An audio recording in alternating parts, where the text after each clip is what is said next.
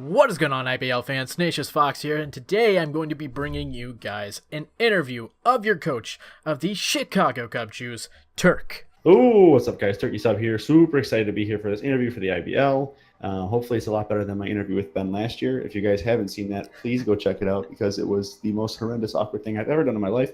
And this one's bound to be better because this isn't Ben interviewing me this time around. So, high expectations.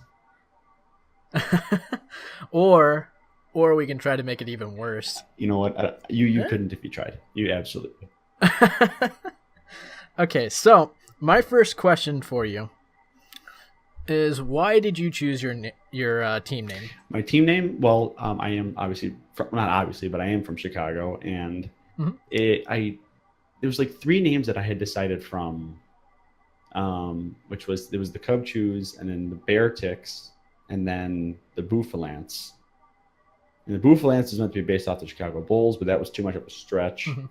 And the Bear Ticks was based off the Chicago Bears, but that was a little bit more of a stretch too. And Cubchoos seemed like the most, the easiest one. It sounds, cute, for people who like that kind of nonsense. But I had someone make the logo for me, and it turned out great, looking like the Chicago Cubs logo. So I stuck with it ever since. I've never really thought about changing it since then, honestly, either. So, what is something interesting that most people don't know about you? Especially, in the community. In the community. I think I'm a lot older than a lot of people that we play with. I mean, I'm 22, almost 23 now, and I don't think most people expect that. I had some kid message me the other day, like, "Oh, how old are you?" I was like, "I'm 22." He's like, "Oh my God, you're old." And so I think, because a lot of people are like, they're still in their teenagers. I started YouTube when I was, I think, 18. So now at this point, I'm like considered a veteran in that regard.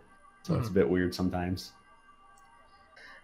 So being a veteran, what are some things that you've seen, in draft leagues that maybe other people haven't? I guess that's a little bit difficult question. How do you think that veteranship helps you in draft leagues? A lot of people go into draft leagues and they don't really have a draft plan. And not that like people should go into a draft league thinking, okay, I'm going to get this Pokemon, this Pokemon, this Pokemon specifically. Because if you get sniped, then you don't have that, you're fucked. So, basing your team around your play style. I've seen a lot of players where they draft things that they think are good, but things that they've never used themselves. And, I've always tried to draft Pokemon that I've used a lot, because in League format, it's not like you're just using the typical Smogon sets or whatever. You have to be able to be creative with your sets. So a lot of guys will pick mons they've never used, so that they don't know what kind of sets to use. They don't know what kind of play style to play because they're not using their play style that they're comfortable with. So basing your draft around how you play as a player to me is the most important. On that note, you mentioned play styles. What is your favorite play style, especially in draft league? In draft league, don't answer where you'll give away something you're going to draft or something. But even when I play on Smogon or anything, and this is why I said what I said here, is because I kind of fall somewhere between hyper offense and bulky offense, somewhere in between the two. And so every league that I've been in, I've tried to draft with that in mind. Like, for instance, and with that, I draft, mons that have a lot of utilities and they can run a lot of different sets, a few of my favorite, two at least of my favorite mons to draft in league format are like Mega Venusaur and Sylveon, because they can pack a punch and they can play a defensive role if need be. So, mons like that kind of play style where I can have offense, but I can fall back on the bulk if I need to. Which I don't think that's giving away too much, is it? I don't think so. No, I wouldn't think so. So I guess we're gonna change the topic here a little bit. I guess it is a little bit the same, but since you've been in so many leagues, or you've been around YouTube for a little bit, little while, what are the biggest leagues you've been in? And how did you do in those? Um, I mean, the IBL is probably the biggest one I've been in. And Fair mainly enough. because I mean, I don't mean this as like a shade to Brendan or anything, but I've never had the opportunity to be in a league bigger than this. Hmm. Um, I was in a league called the Delta Battle League. I don't know if you've ever heard of it. You might have because I don't know, we probably know a lot of the similar people. But even if you don't, that was the league I was mainly in for the past few seasons. And the farthest I made it in that was the first round of playoffs. One time I made it in the first round of playoffs. That was the furthest I made it in the IBL last season, which technically is the biggest league I've been in. I made it to the first round of playoffs as well. I got obliterated. That was not fun. I got too overconfident because I beat him in the regular. Who was it? It was Darude, the Azels, I think. And I think that was what I played. And I got obliterated because I beat him in the regular season. I got on my high horse. That was not fun. Well, I mean, it's not that big of a deal. I mean, he ended up winning the whole thing, so at least you lost to the winner. Right. Of the That was league. the same thing with the Delta Battle League. When I made it to the first round of playoffs, I played Jose. You know Jose, right? I don't. I've only heard of. Well, I've you've only heard of him. But for those who don't know, Shiny Weavile, Jose, I played him, and it was a good game, but I ended up getting critted on the very last turn, so I lost. And he ended up winning the whole thing anyways. So again, like I lost to the person who won, so I can't be that mad about it. Right. It's just like when you get to like if you ever get to a championship, you get there, but you do lose to the person that won. Yeah. So I guess you kind of answered my next.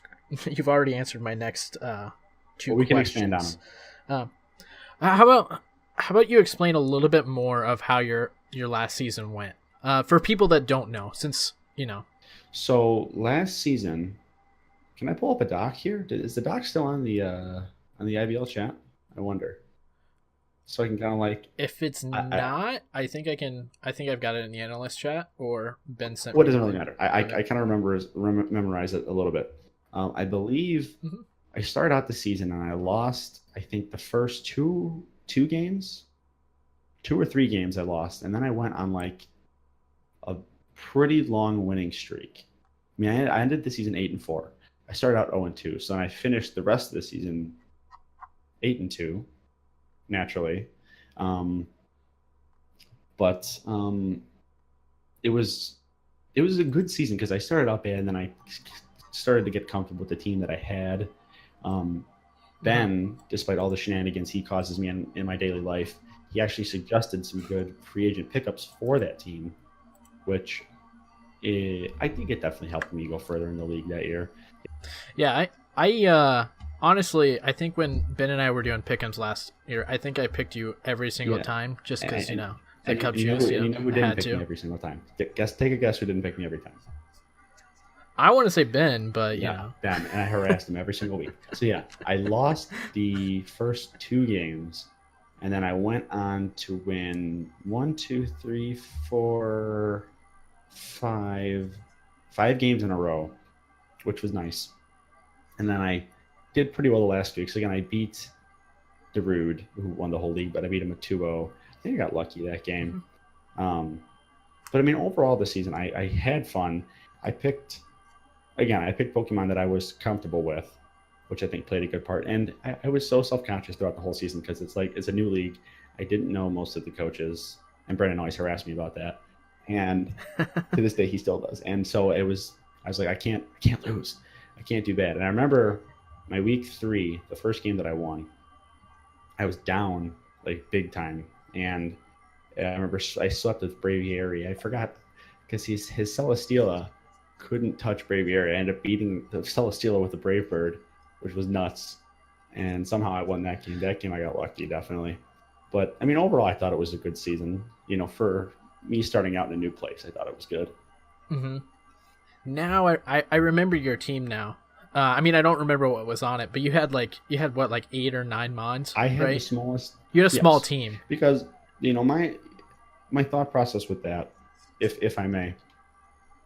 Oh no, I was about to ask. So again, and this goes back to one of the original things I said to you, is that I pick mons with utility. If you look at my team here, Well, Lopunny's just Lopunny. It smashes everything. But Rotom Wash, I could think of 4 or 5 different roles Rotom Wash can fill. Sylveon could fill several different roles. Metagross could. Braviary could. My original team, I had Scizor on my original team as well, which fills many roles. I picked less Mons, but I used more points because I picked Mons that had more utility in my mind, which is why I picked such a small team. I think me and only one other person had eight Pokemon on their team. Yeah, I think it was the Malamarlins, but they had created that team late in the season. I know for much of the season you had I think that's eight. I had 8 all season. Yeah, 8, but most people had pretty close to the. They had 11 or 12, or 10 or 11, but I could never do that because it's like if you're stretching your points out thin, like here I'm looking at Josh's team right here, the Metagross from last season. He had a good team, but like a lot of his mons at the bottom kind of spread himself thin a little bit. Instead, I just spend all that on 1 or 2 and make better use of it. I mean, in my mind, I guess he did well. He's a great battler, but anybody else who drafted like that, in my mind, I couldn't do that. I would rather spend big and get big, but get less as well. So, speaking of those small point values, what is your favorite low tier mon to pick? I thought you were going to ask me the one question. Durant, 100%. And why is that? It is the most underrated Pokemon in the game. Are you going to pick it this season and show us why? If it comes to it, yeah. A lot of these I've drafted it. I'm gonna pull up Durant right now so I can go off and I can tell everybody, and everybody can start drafting Durant real quick. Durant. Well, I guess I think it doesn't matter what you tell me what you're going to draft because I think your interview goes up after the draft. Oh, it doesn't matter anyways. But Durant, Bug Steel typing, so insane defensive. 109 attack, 109 speed. Come on, and hustle. So you get free choice band damage at cost of 20 accuracy. So what? Big deal. I'll play the luck. I don't care. I totally underrated. If I ever get a chance to use it again, I will use it. Fair enough. All right, so I've got one last question for you, and this is going to be a pretty fun one. If you could create a Pokemon, what would it be? Like, what would its type be? What would its ability be? What would kind of its stats be like? Would it be a Mega, not Mega? Hold on. Wait a minute. I've been saving my Mega ideas in my phone for just a question like this. Because I've had Mega ideas in the past. So, are you ready for this? Okay. Yeah, I am. Mega Butterfree. Okay. Ooh. Bug Fairy. So take away the flying type. The ability is called, I made this up, Fairy Dust, which works the same as Mimikyu's Disguise. Boom.